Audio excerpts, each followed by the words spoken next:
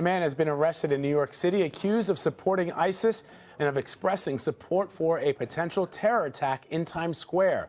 Joining us now from Washington is our CBS News Justice reporter Paula Reed. Paula, what can you tell us about this arrest? Vlad, this complaint was just unsealed. What we know is this man was a 37-year-old legal resident of Yemen and also a legal permanent resident of the United States. He lived in Brooklyn. According to these court documents, he has been charged with material support for the Islamic State for expressing support on social media. But then he traveled to Turkey and then to Yemen, into ISIL-controlled territory where he fought alongside them. Again, this is all allegations in the complaint so far. But then, once he returned to the United States, and Vlad, we know it is rare for fighters to travel abroad, train alongside the Islamic State, and actually make it back.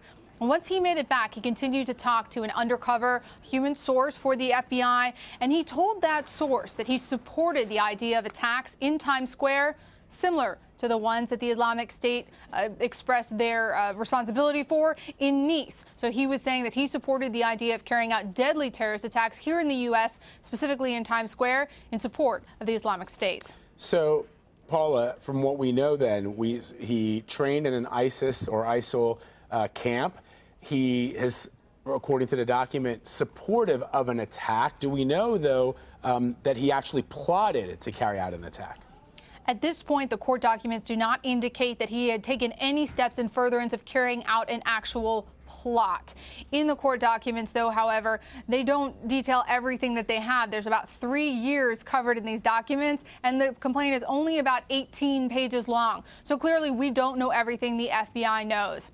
There are instances, Vlad, where they'll make an arrest and only give us some of their evidence, enough to support the charges to get someone behind bars. So there could be more, but at this point, there is no indication that he was actively plotting, only that he was expressing his support for similar attacks in the U.S. So this guy, Mohammed Rafiq Naji, and kudos to our federal agents who are on top of these things. In many ways, in some instances, we'll never know, because this happened. They were onto this guy some time ago, right, Paula?